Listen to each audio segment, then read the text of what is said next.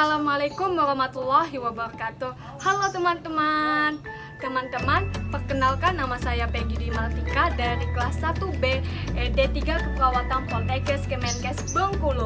Baiklah teman-teman, Peggy dengan kelompok-kelompok Peggy atau anggota kelompok Peggy yang beranggotakan Partikulnya Sari, Puput Ramadhani, dan Respi Zulpia.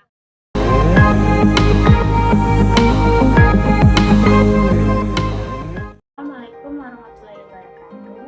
Saya Respi Zulpia. Di sini saya akan menjelaskan sedikit apa itu COVID-19. COVID-19 adalah suatu penyakit yang disebabkan oleh coronavirus. Penyakit ini baru-baru ini diketahui yang terjadi di Wuhan, Tiongkok pada Desember 2019 yang lalu. Apa itu coronavirus? Coronavirus adalah suatu kumpulan virus yang dapat menyebabkan penyakit pada manusia maupun hewan. Beberapa jenis dari coronavirus ini diketahui dapat menginfeksi saluran pernapasan yang dimulai dari batuk, pilek, dan yang lebih serius yaitu MERS dan SARS. Makanya ternyata benar betapa bahayanya.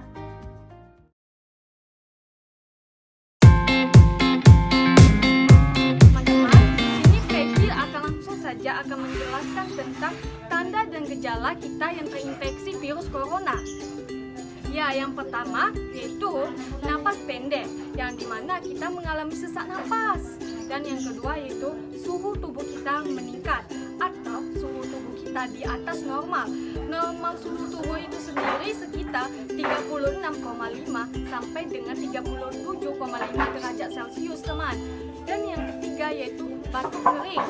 Dan yang keempat yaitu menggigil dan sakit di seluruh tubuh kita. Yang kelima yaitu kebingungan yang tiba-tiba.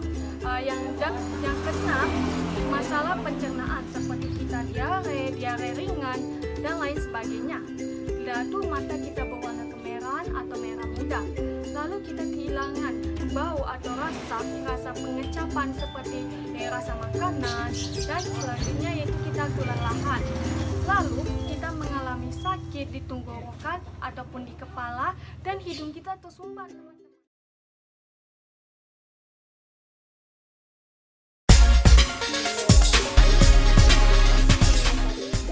Keperawatan Poltekkes Kemenkes Bengkulu kelas 1B.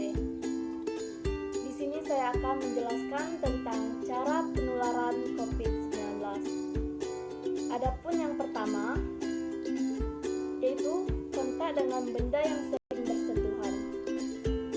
Benda merupakan media yang bisa menjadi cara penularan masif.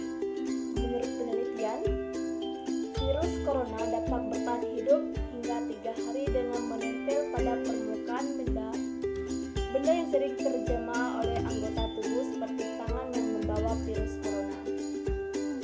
Adapun yang kedua, tidak menjaga kebersihan tangan.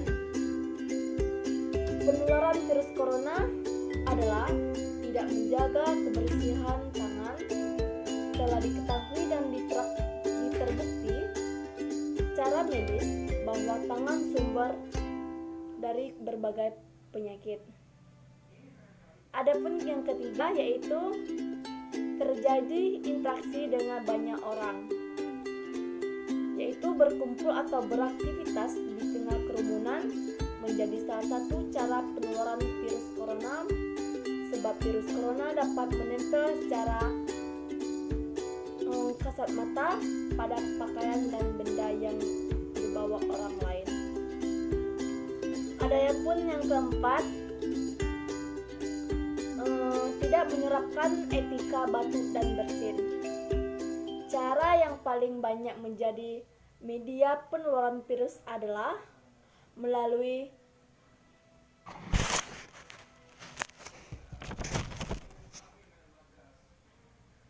Adapun yang keempat adalah tidak menerapkan etika batuk dan bersin, yaitu cara yang paling banyak menjadi media penularan virus corona adalah melalui droplets.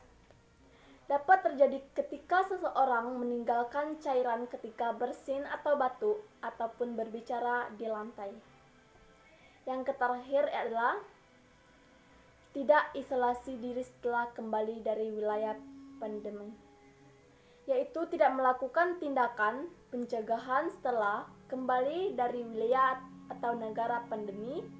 Berbagai tindakan pencegahan tersebut antara lain adalah melakukan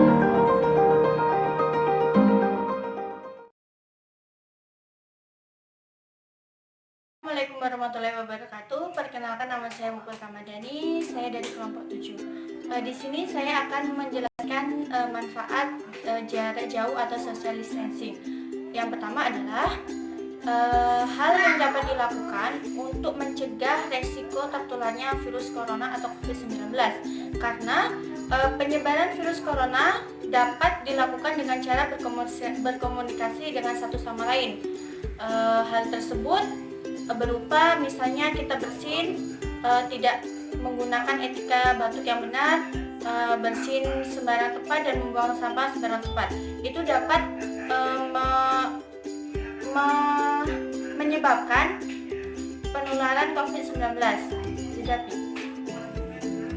Yang kedua, dengan adanya social distancing, Anda dapat melakukan pekerjaan rumah dengan baik. Misalnya, Anda dapat menghabiskan waktu bersama keluarga dan orang tersayang.